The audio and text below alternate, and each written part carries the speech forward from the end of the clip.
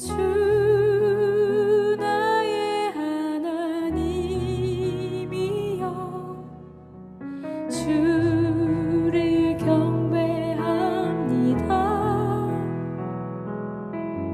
주 사랑하는 나의 마음은 주께서 아시나이다. 주께서 아시나이다.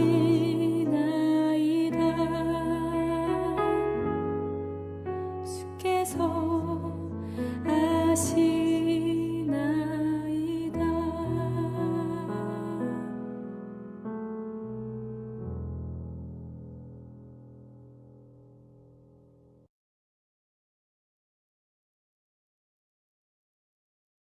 안녕하세요, 성도 여러분. 오늘 수요 기도에 오신 모든 분들을 주님 안에서 환영하며 주님의 이름으로 축복합니다. 지난 주일은 성서 주일이었습니다. 우리 성도님들께서 제가 전한 설교를 기억하고 말씀 묵상을 실천하고 있으신지요? 우리가 일상에서 말씀을 묵상하면 이 땅에서의 행복뿐만 아니라 오는 세상에서 승리를 약속받을 수 있습니다. 매일 진지하게 하나님의 말씀 앞에 서게 되면 우리의 상상과 기대를 뛰어넘는 놀라운 결과를 가져오는 것입니다. 단지 많은 말씀들을 읽고 듣는데 만족하는 것이 아니라 단 한 구절의 말씀이라 할지라도 그 말씀이 내 안에 머물면서 내 삶을 움직이게 하는 영양소가 되게 해야 합니다. 오늘은 잠언 29장 18절의 말씀을 통하여 말씀 묵상의 유익에 관해 살펴보겠습니다. 다 함께 잠언 29장 18절의 말씀을 봉독합니다.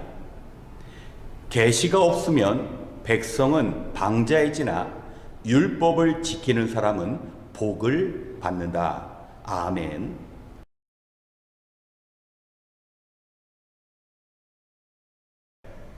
오늘의 본문은 지혜로운 자가 잠언에 기록한 말씀입니다. 계시가 없으면 백성은 방자해지나 율법을 지키는 사람은 복을 받는다. 이 말씀을 바르게 이해하기 위해서는 이 말씀을 구성하는 단어 하나하나의 의미를 정확히 알아야 합니다. 먼저 계시라는 것은 하나님의 감춰진 뜻이 드러나는 것을 이야기합니다. 하나님께서는 세상 사람들이 알 수 없는 하나님의 계획과 마음을 선지자나 성경 말씀을 통하여 알게 하셨습니다. 그렇기 때문에 하나님의 말씀이 없는 삶은 이 땅에서 방자한 삶을 의미합니다. 방자다라는 것은 히브리어 원어를 보면 들판의 들짐승들과 관계된 단어입니다. 야생의 동물들이 풀어진 상태에서 마음껏 생활하는 것, 사람들이 방치한 상태의 동물들을 방자다라고 표현합니다. 사람들은 본능적으로 자기가 원하는 일, 자기에게 유익이 되고 기쁜 일만 하면서 살아가게 됩니다. 말씀 묵상을 하지 않으면 하나님의 뜻을 모르는 상태에서 방자한 삶을 살아갈 수밖에 없다라는 겁니다. 그러나 성경은 그러한 삶이 바른 삶이 아니라고 정확히 말씀합니다. 고린도전서 10장 31절 말씀을 보면 그러므로 모든 사람은 먹든지 마시든지 무엇을 하든지 모든 것을 하나님의 영광을 위해 해야 한다고 말씀합니다.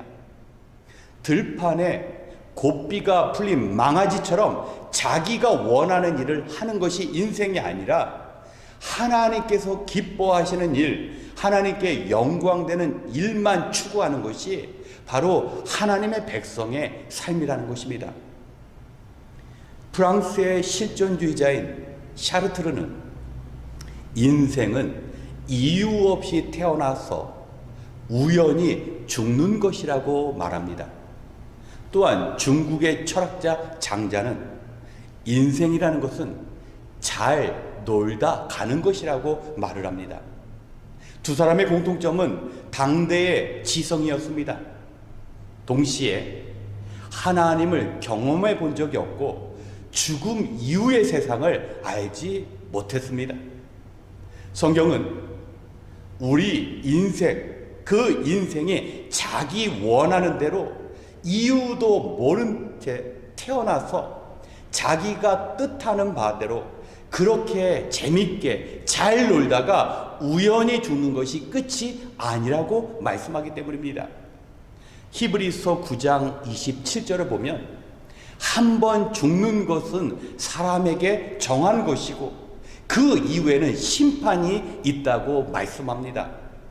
우리가 이 땅에서 하나님의 뜻과 계획대로 살아가든 아니면 들짐승들처럼 자기가 원하는 것, 이유 없이 나는 세상에서 태어났다가 내가 뜻하는 대로 살다가 우연히 죽는다고 믿던 간에 반드시 죽음 이후에 하나님의 심판대 앞에 서게 된다는 겁니다.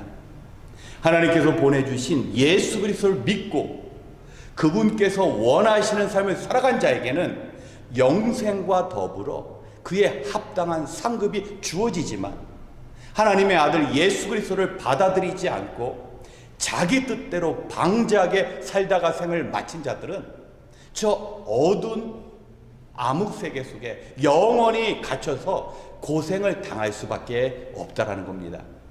사랑하는 성도 여러분, 그렇기 때문에 우리는 하나님의 그 감춰진 뜻을 성경 말씀 속에서 발견하고 그 말씀을 마음에 담고 행여나 내 안에 내 뜻대로 살고자 하는 욕망이 있다 할지라도 그 욕망을 누르고 하나님께서 말씀하신 그 율법의 말씀을 지키는 것이 힘들고 어렵지만 내가 하나님의 뜻이기에 하나님께서 원하시는 바이기 때문에 그 말씀대로 살면 이 땅에서 복을 누릴 뿐만 아니라 마지막 심판대 앞에 섰을 때 하나님의 그 영광의 자리에 참여할 수 있는 축복도 누릴 수 있다는 겁니다.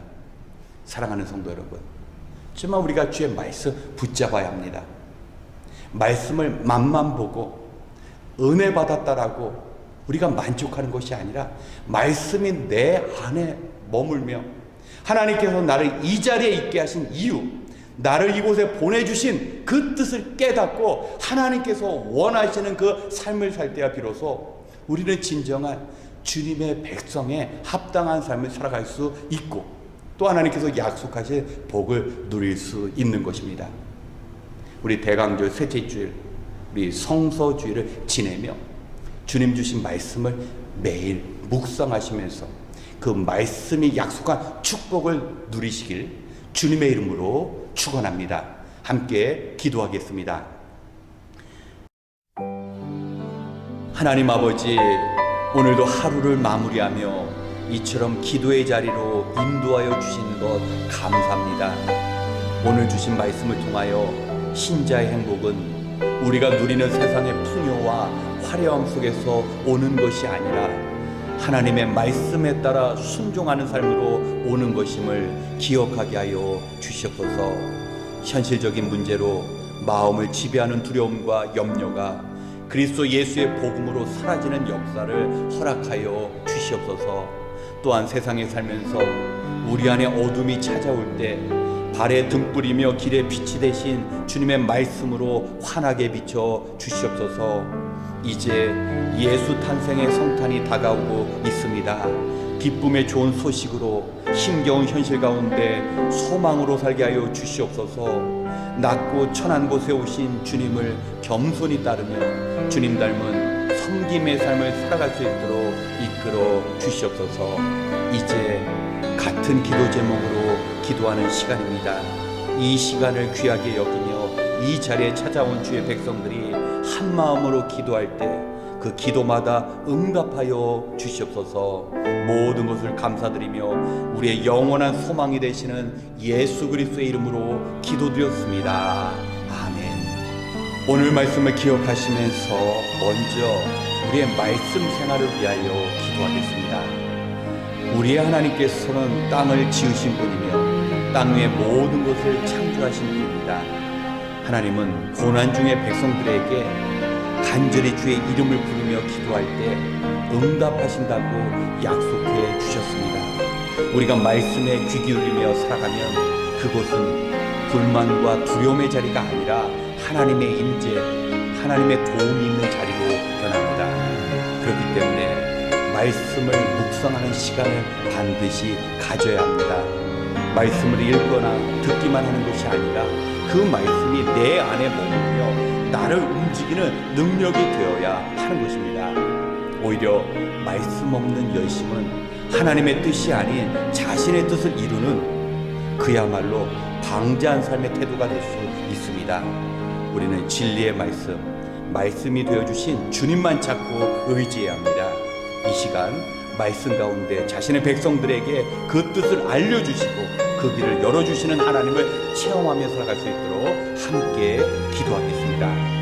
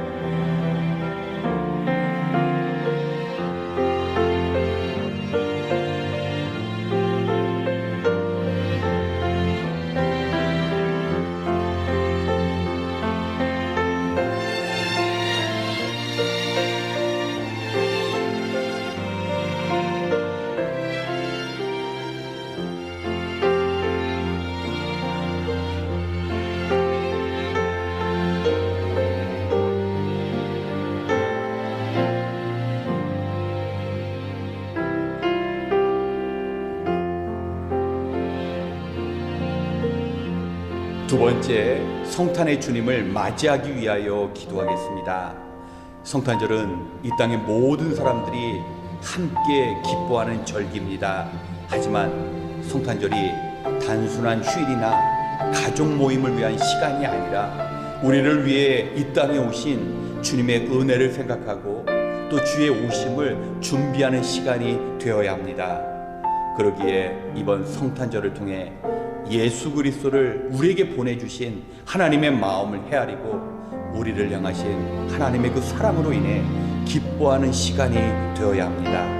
곧 다가오는 성탄을 통하여 우리의 삶의 문제보다 더 크신 주님으로 기뻐하며 우리 안에 오신 주님으로 삶의 어려움과 염려가 사라지는 성탄의 큰 위로와 감사를 경험할 수 있도록 우리 함께 기도하겠습니다.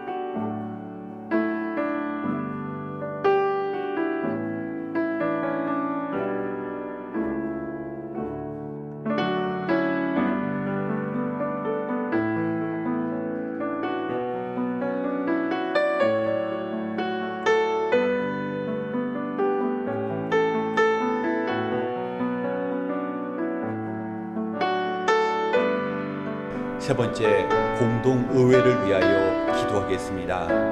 이번 주일 예배를 마치고 2023년 정기 공동의회로 모입니다. 한 해의 예산 집행이 어떻게 이루어졌는지 보고받는 시간을 갖습니다. 무엇보다 어려운 시간 가운데 교회가 모여 예배하고 전도하고 선교할 수 있었음에 감사드리는 시간이 되어야 합니다. 그리고 새해에는 더 큰 열심으로 주님 주신 사명을 감당할 수 있는 결단의 시간이 되어야 합니다.